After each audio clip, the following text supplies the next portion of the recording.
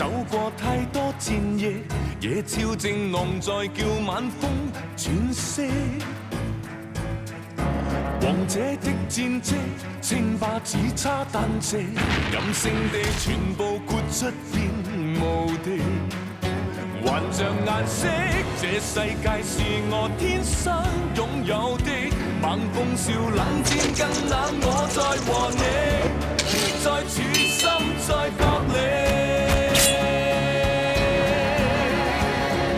成敗也相差一線，雷電又再閃三箭，從未見執起弓箭，還在笑，才發現驚天的變遷。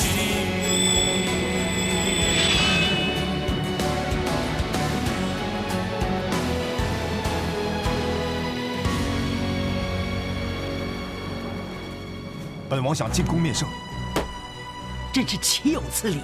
无非是想在皇上面前参哀家一本。二皇兄死都不肯说出这件事原来和皇祖母有关，贪小便宜得大解脱呀！你根本不是和尚，你是神棍对吧？原来不是普通的神棍，是会功夫的神棍。伤人如伤己呀！小兄弟，你心中有病，泰山压顶放不下。其实，你应该拿副药回去服的。手中一帖药，心中一座山。上善皆若水，水到自渠成。表哥，怪和尚搞什么？什么和尚？他的功夫很厉害。大师说的真有道理，大家别理他，排好队，继续拿药。大家这边啊，这边，来，这边，来。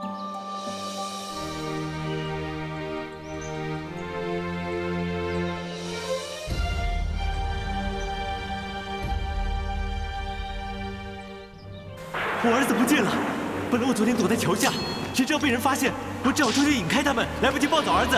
河水应该上涨过，孩子可能为水冲到下游。阿弥陀佛，就是证明他命不该绝。大师，求求你帮我找儿子，为齐家留下一点血脉。齐公子，你放心，无论天涯海角，贫僧都会帮你找到儿子。恩公，晏婴这20多年来走遍天下，可惜始终打探不到令郎以及令孙的下落。不过晏婴深信，我佛慈悲，总有一天会寻找到贵亲的下落，再结善缘。手中一帖药，心中一座山，上善皆若水，水到自渠成。表哥，那个和尚风言风语，你不必当真。我看这个和尚是得道高僧，他说你心中有座山嘛，就是宝山了。这座山还能够让你一辈子无忧啊。哦，这座山是不是长满楼啊，姨父？那，双喜都知道为什么了。你别想那么多了，还是帮爹打理长满楼，当什么侍卫呀？你这侍卫。多宝，这位御前侍卫说是来找你的。哎，我儿子又做错什么事了？是这，你就是聂多宝？正是在下。这份公文是给你的，限日之内要你到侍卫营受训。告辞。有劳。他们怎么会让你入营受训当御前侍卫呢？之前是来查你，现在突然之间又能够让你受训，会不会有什么古怪，有什么阴谋？真的让怪和尚说中了，果然是水到渠成。表哥，但是你之前得罪过人，现在你进去，怕不怕会有麻烦，又被人针对啊？当然不怕了，这叫做失而复得。我不是常说人在做天在看，一定有人发现侍卫营里面有人处事不公，这叫做天理。终于可以当御前侍卫了。帮我看一下官服背面是不是太宽了？是宽了少许。王爷脱下来，让妾身稍微缝合。王爷，怎么心神恍惚呢？有什么事不妨跟妾身说啊。别胡思乱想。那为何王爷受到皇上重用，也好像不是很开心呢。只是多天来，皇祖母还不肯接见我，不知道对皇上任用我，会不会不高兴？听说皇祖母闭关斋戒7天，谁都不会见的。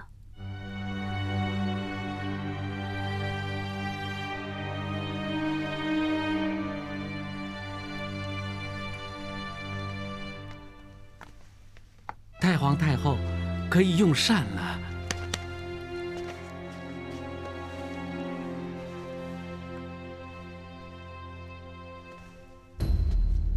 是你，皇祖母息怒，为了见皇祖母，福全迫不得已才假扮太监，未经禀报，私自进入慈宁宫。大胆奴才，竟敢串通福全，欺骗哀家！奴才对太皇太后忠心耿耿。奴才斗胆这么做，是因为不想看见太皇太后和裕亲王之间反目成仇啊！是福全多番哀求，何公公顾及福全一片孝心，才成全福全。求皇祖母不要怪罪何公公。哀家只不过是想清清静静念念经，你就是要跟哀家作对啊！好，就看你跟哀家有何话说。你们通通给我出去！不得出入慈宁宫，我要跟裕亲王说得清清楚楚、明明白白。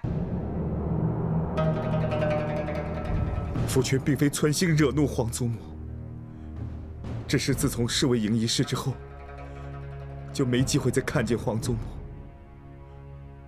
福全也很想向皇祖母解释这件事。这件事不是正如你所料吗？你逼得哀家在皇上面前承认插手御前侍卫的事。虽然皇上没有责怪哀家，但是难道你相信皇上他心里全无芥蒂吗？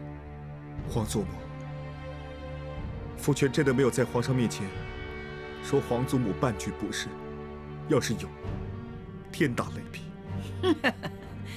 你不要再在哀家面前演戏了。原来皇祖母是这么看福全。其实福全心里明白，皇祖母根本不喜欢福全这个孙子，不让我出任一官半职。其实福全很不甘心，这10多年来，一直被头衔置散，无所事事，像个废人似的。身为大清子孙，偏偏又不能够为大清做点事。你终于说出你心里的话了。对，福全曾经对皇祖母不敬，甚至希望利用侍卫营一事向皇上揭发，使皇上不再信任皇祖母，重新重用福全。但是等福全明白到皇祖母这么做是为了皇上，为了大清江山，而福全只是为了一己的私心，福全真是羞愧得无地自容。皇祖母，福全以前真的做错了很多事，福全自知比不上皇上，得不到皇祖母的欢心。但是福全的皇阿玛和皇额娘早就离世，在这个世上，和福全最亲的就只有皇祖母。皇祖母，我也是你的孙子，我也想得到你的厚爱。福全也希望皇祖母能够原谅福全以前所犯下的过错。皇祖母，皇上终于下旨，肯让福全出任御前大臣。10多年来，终于有机会为大清效力。但是如果皇祖母认为福全并未真心悔改，对福全仍然有所怀疑，福全可以向皇上请辞，从今以后迁居关外，不再过问朝廷的事。福全不会害皇祖母，福全只希望皇祖母的心里还有福全这个孙子。哀家记得，当年先帝时常念的《金刚经》里面有一句话：“因无所住而生其心”，就是叫人放开胸怀，放下我执，心无所住。其实这7天来，哀家扪心自问，究竟对你是不是太过分了呢？哀家对你的成见是不是太深了呢？终于，哀家找到答案，你是哀家的乖孙。皇祖母。福全终于用真情打动了孝庄，令孝庄一步一步堕入他的圈套。所有侍卫营的人已经齐集营外，恭迎玉亲王大驾。哈善，你真是无时无刻都如此细心卖力，有你办事，本官就放心了。大人过奖。哼，玉亲王的福晋是哈善的表妹，如今更是管辖侍卫营的御前大臣。哈善当然事事亲力亲为，不容有失了。不错不错，看来我们以后全要哈善大人多多关照，在玉亲王面前为我们美言几句啊！千万别这么说，大家都是为朝廷做事。总之，侍卫营上下齐心一致，为玉亲王效力。玉亲王一向公私分明，不分彼此。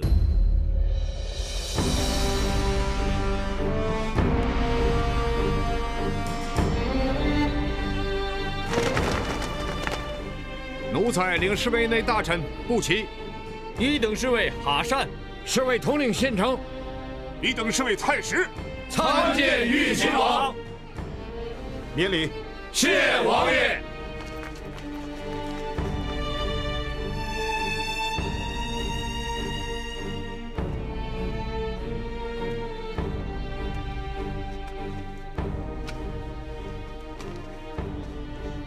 侍卫营果然军容整齐，不同凡响。谢王爷赞赏。王爷，不如由奴才引路，带王爷四处巡视。好。紫禁城庄严辽阔，四面有高墙耸立，外围护城河绵延10里，皇城上下碉斗森严。侍卫营身负重任，总部位于皇城中心，营内分东西2翼。王爷如今巡视的是东翼，主要为平时出更和调配休息之用，而西翼主要为考核训练及兵器储存所用。这幅地图把皇城里面每个出入口、每个宫殿要道巨细无遗地描绘出来，真难得。侍卫营的责任乃是保护皇上，守卫禁宫。侍卫必须熟悉宫中一切，不得有误。各侍卫最主要的任务是负责日夜巡查，守卫4门、内廷、外朝和东西12宫。各城门均采取传筹巡更制，每晚传8根红木棒。红木棒则放于阙右门，每隔1个时辰传送1根木棒，直到全部传回。入夜之后，4门更会上锁，钥匙由护卫军校送到司药长保管，1日即送回。本处除了下官、县城哈善和太师之外，还有2等侍卫150人，3等侍卫270人，兰陵侍卫90人。那之前甄选的兰陵侍卫是否早已安排入营受训？回王爷，按惯例，该批侍卫将于下月初1入营报到。本王刚任御前大臣，还有很多事情要靠步骑大人和几位指点，所以日后侍卫营的运作一切如旧。希望大家同心协力，辅佐本王管辖侍卫营，不负皇上厚望。下官等必定尽心尽力协助王爷。得步骑大人一言，本王放心了。本王这次匆匆前来，并无准备，只是吩咐御膳房准备酒菜设宴营中，算是慰劳一下大家。那下官等恭敬不如从命。谢王爷赏赐。安荣，你先行回府，本王想在宫中自己走一趟。是王爷。王爷慢走。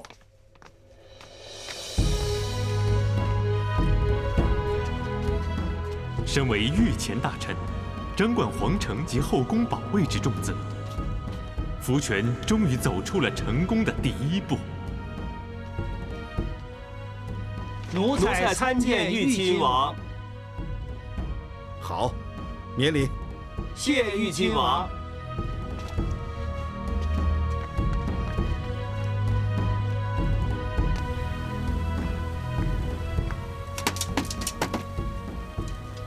怎么这么不小心？好好的马头琴就这么摔碎了！奴婢该死，奴婢该死！算了算了，这马头琴是不祥之物，一进宫就为娘娘带来麻烦。现在摔碎了也好，免得为王府带来不祥。待会儿你叫人把它扔了吧。此琴手工精巧，极具特色，扔了岂非可惜？建成见过王爷。本王于宫中也很久没见过马头琴。这马头琴本来是我拿给皇贵妃娘娘，以为娘娘可以教我拉奏，但是没想到居然因为这样惹来是非。碰巧我刚才在前面见过娘娘。皇贵妃在前面。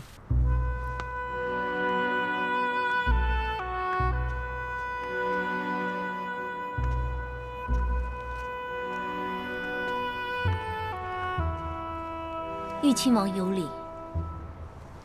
皇贵妃娘娘乃是皇上的妃子，应该本王向你行礼。玉亲王乃是王爷，也是当今皇上的兄长，应该是本宫向王爷行礼才是。不敢，不敢。对了，本宫差一点忘了恭喜王爷荣任御前大臣。原来此事连皇贵妃娘娘也知道。皇宫虽大，但圈子却小。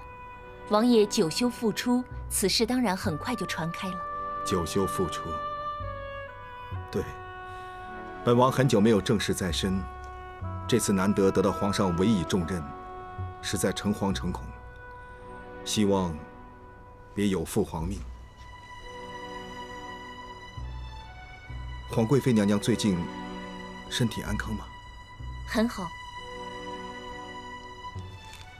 我刚才碰到五福晋，他的奴婢不小心摔碎了马头琴，所以要扔了它。马头琴毁了，真是可惜。他还说，此琴乃不祥之物，皇上为了这个琴，冷落了皇贵妃。王爷也有听闻此事？贵伦也有向本王提及此事。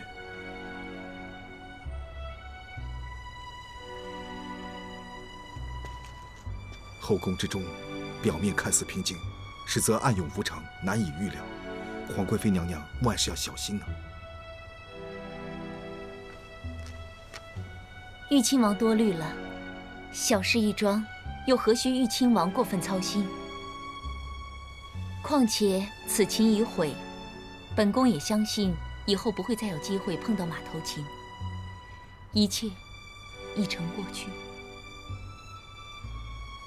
本宫上感不适，想尽早回宫，恕不相陪，就此别过。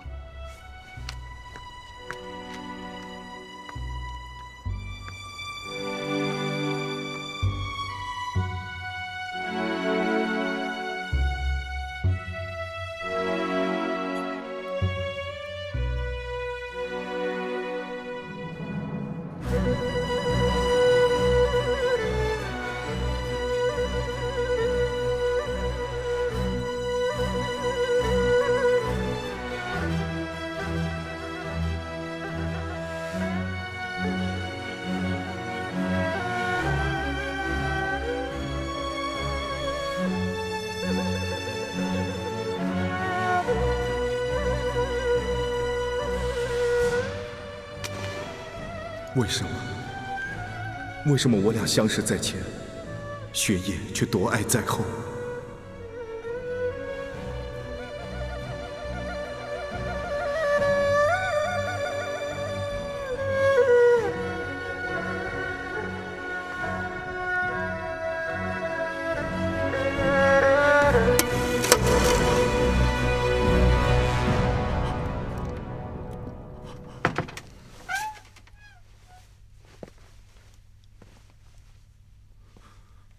王爷，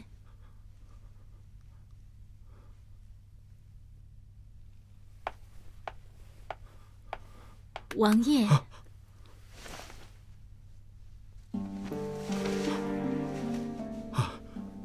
回来了，本王还以为你外出未归呢。妾身也是刚刚回府。王爷何时有个马头琴？原来还等得拉奏，妾身竟然不知道。啊，此琴是一位挚友所赠，也是他教本王如何拉奏。不过事隔多年，本王都忘记了。马头琴乃蒙古独有乐器，不轻易拉奏，为何从来没听过王爷提起过这位挚友呢？本王都说过了，都事隔那么多年了，相信这位朋友也忘了如何拉奏马头琴。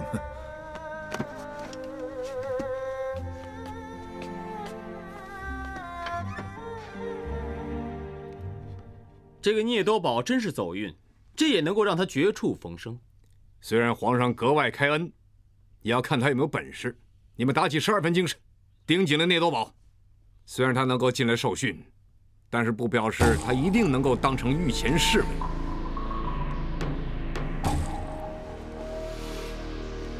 御前侍卫乃皇上亲兵，执勤于大内进宫，负责保护皇上和皇亲贵胄的安全，事关重大，不容有失。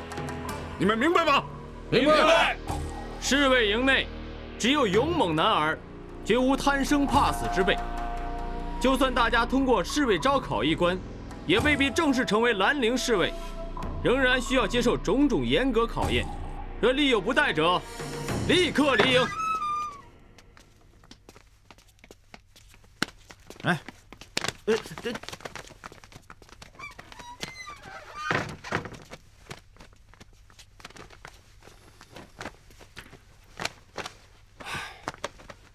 其实现在大家都是侍卫营的人，之前有什么误会，是不是就这么算了吧？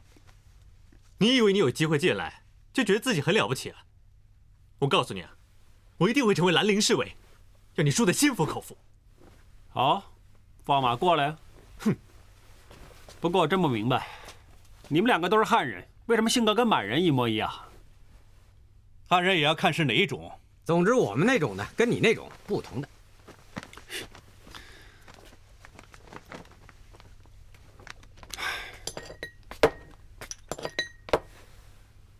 你又想怎么样？在下恩泽，虽然我是满人，但是希望你别介意跟我交个朋友。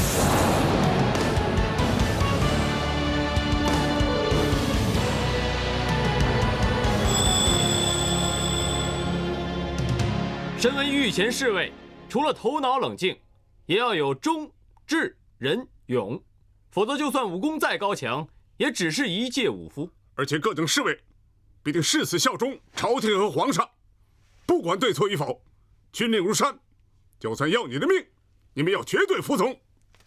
由此刻开始，你们要尽力保护这位贝勒爷，护送到城外10里西郊寺。各侍卫定要尽忠职守，完成任务。小心！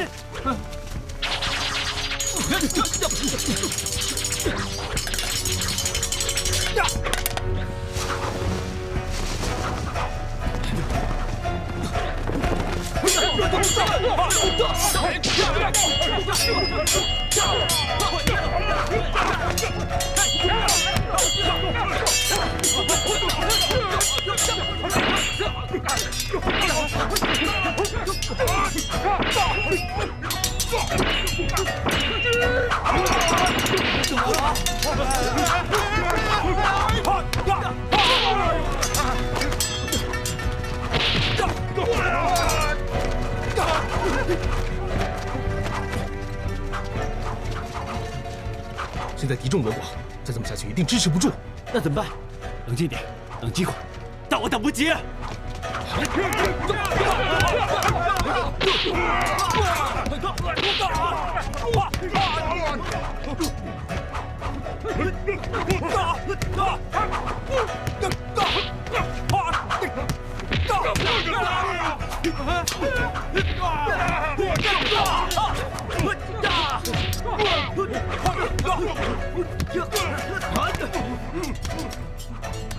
住手！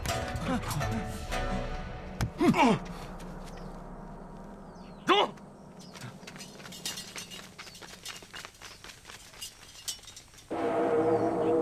西郊寺钟声，听到西郊寺击响5钟，立刻开启紧当，照指示去办，不得有误。锦囊指示，杀了聂多宝。杀！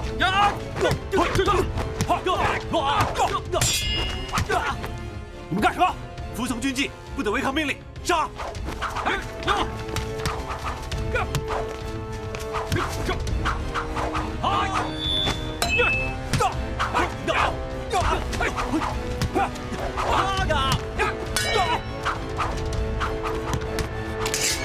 聂多宝，我来帮你。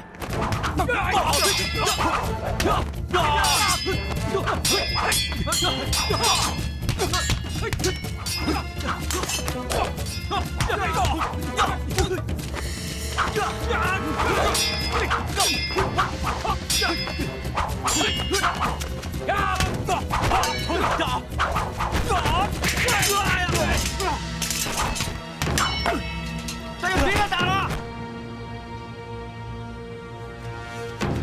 你们疯了！为什么杀我？指令如此，我们只不过是奉命行事，只要你是吧？别人我不知道，我锦囊上面写的很清楚，就是要杀聂多宝。我也是，其实我也是，连我也是，不就是5个打1个，怎么会这样？废话少说，反正你们都杀不了我。我们要继续执行指令，护送贝勒爷去西郊寺。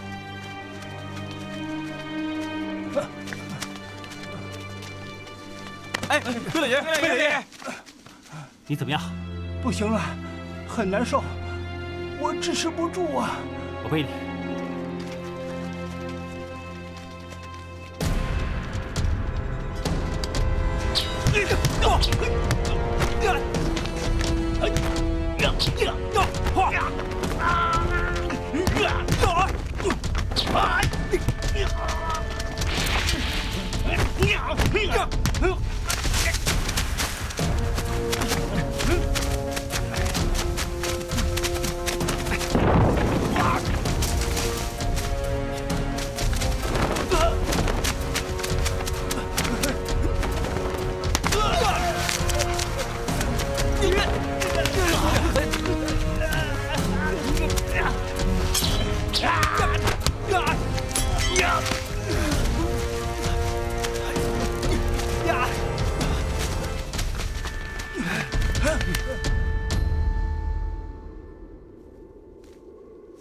今天只有你们几个能够完成任务。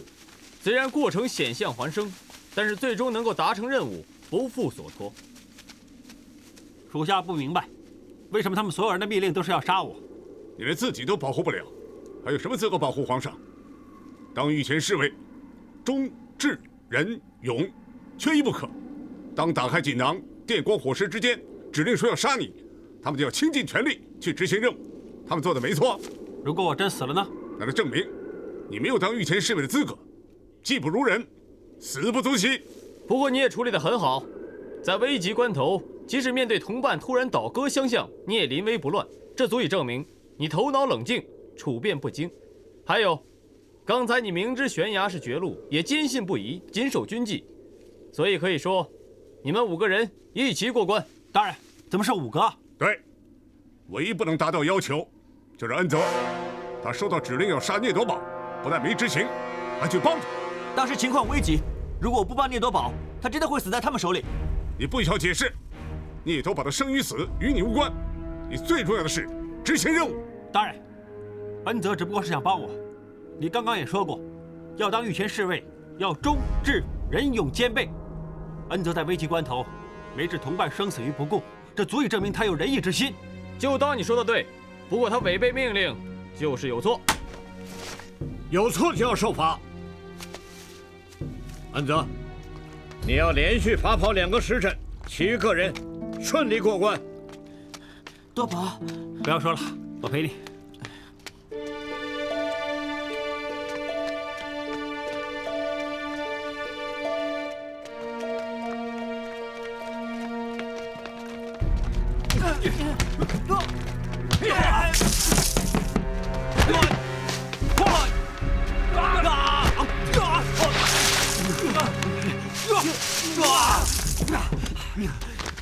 聂多宝，无心的，无心，你想报仇吧？就算真想报仇又怎么样？聂多宝，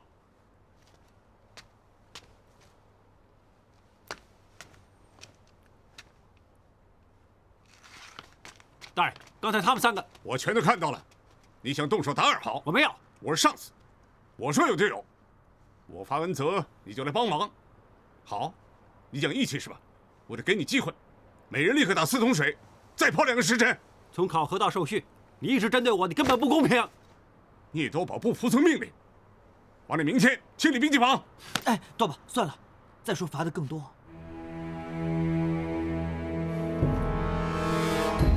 参见玉亲王。免礼。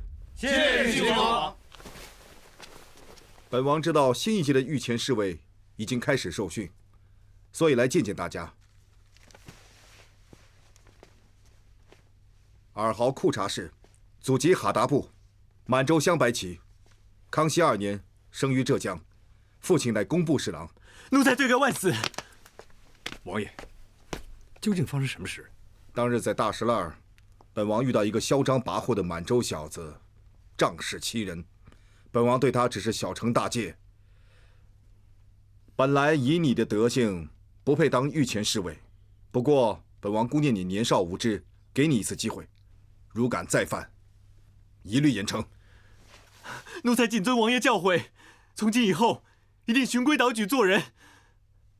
免礼。谢御亲王。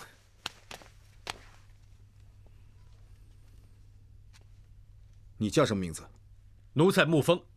沐风，山东汉族，康熙3年生于京师，居3里屯。奴才倪俊。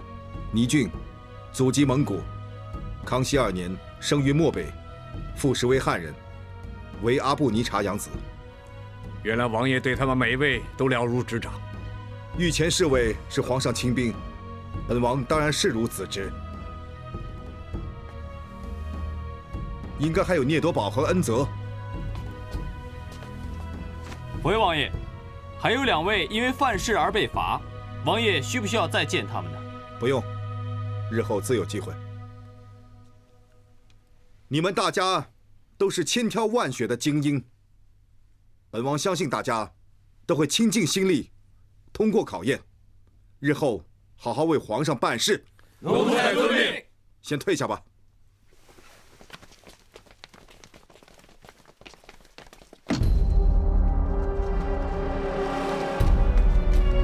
真对不起，连累你陪我一起受罚。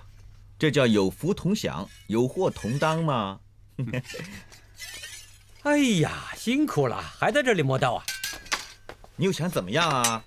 哦，玉亲王刚刚来了，带了很多美酒来赏赐大家。怎么没人叫我们去拜见玉亲王啊？哎，你们2个还在受罚，有什么资格去见玉亲王啊？还是用心磨磨刀、擦擦刀吧。我们去见玉亲王喽。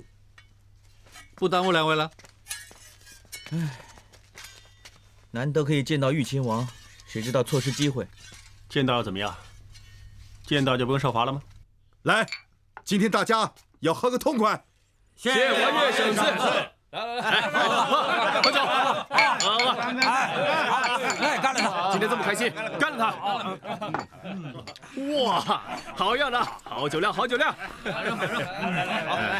倪俊，玉亲王，哎，本王带了坛上品的马奶酒，可是大家都不懂得欣赏。你能喝？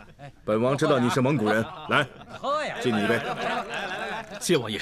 再马上，来喝一下。干啊！来！好酒，是蒙古哈拉赤酿制的黑马奶酒，是酒中的极品。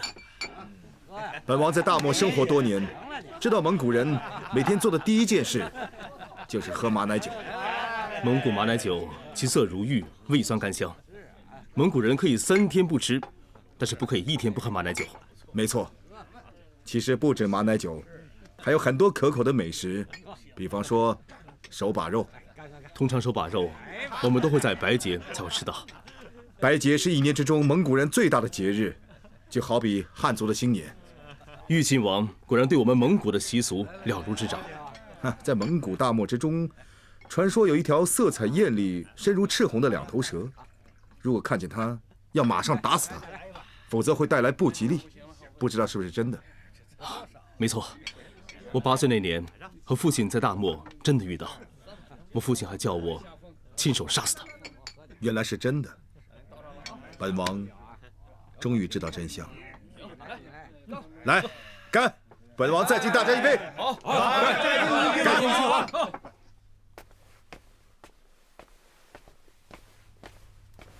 大膀子，你也是蒙古人吧？对。有没有听过大漠中两头蛇的传说？没有啊，怎么问这个？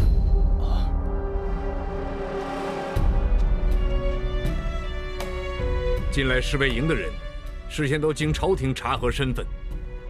王爷反复的看倪俊的履历，是不是觉得他有问题？本王还不肯定。你给本王叫他来，本王要亲自审问。不过，要小心行事，不要打草惊蛇。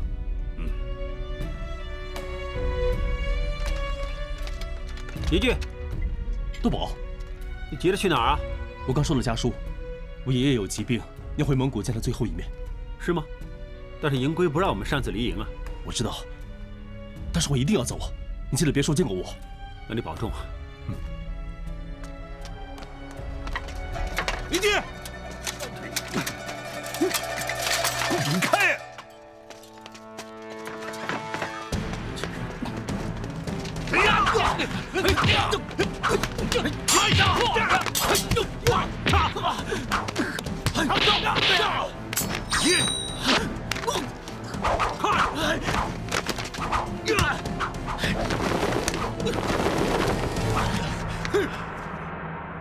恕属下愚昧，王爷为什么肯定倪俊有古怪？倪俊自称在大漠生活多年，举手投足与蒙古人无异，但是本王发觉他出入之际，居然误踏门槛。蒙古人习俗，出入误踏门槛，必会带来不吉利，所以都非常小心。而倪俊偏偏露出此破绽。原来如此，王爷真是英明。之后，本王在虚构蒙古两头蛇之传说，他居然附和本王，所以本王对他便有所怀疑。王爷，倪俊这次是有心隐瞒身份，他混进侍卫营一定有所企图。本王只怕侍卫营之中再有其他内应，所以命你们不动声色，希望从倪俊身上寻找线索。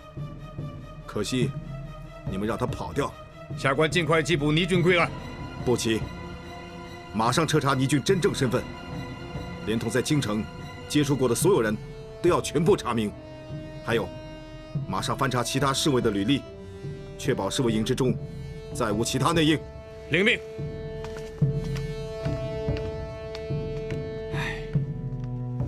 马上增派人手，全城搜捕倪俊。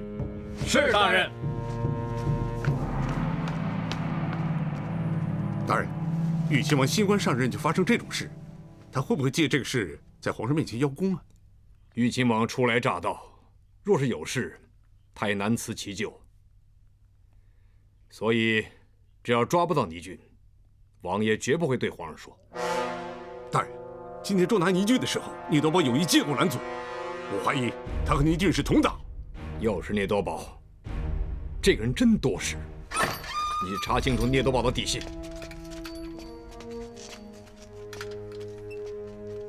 你带我来这里干什么啊？聂多宝，究竟你和倪俊有什么关系？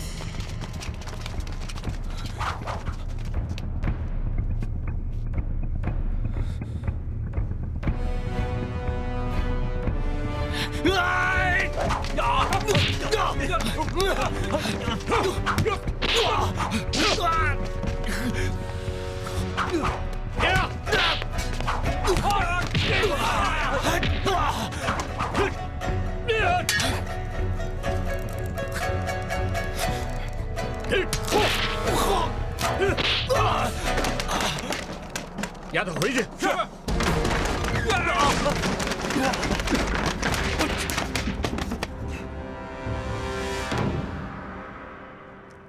究竟倪俊什么人？你跟他什么关系？我是进侍卫营之后才认识他的，谁知道他是什么人呢？还想狡辩？如果你跟他没关系的话，为什么阻挡本官抓他？我不是跟你说过，我不小心打翻了兵器吗？你真的不小心，还是想帮他呀？我们能进侍卫营啊，我们的底细你们查得很清楚了，谁知道他是什么人呢？说来说去，你是想公报私仇是吧？你个嘴硬，看来今天不用刑，你是不会说的。哼！太师大人，法善大人，太师大人在此公报私仇，我要见步骑大人。步骑大人可不是你想见就可以见的，这件事太师大人已经全权负责。不过步骑大人吩咐了，不要为难他。我们已经请了他父母过来。法善大人，你带我爹娘来干什么？本官对你的身世有怀疑，当然要查问你父母了。大人，究竟我儿子发生什么事了？大人，我儿子刚刚进了侍卫营就出事了，到底出了什么事？你能不能告诉我呢？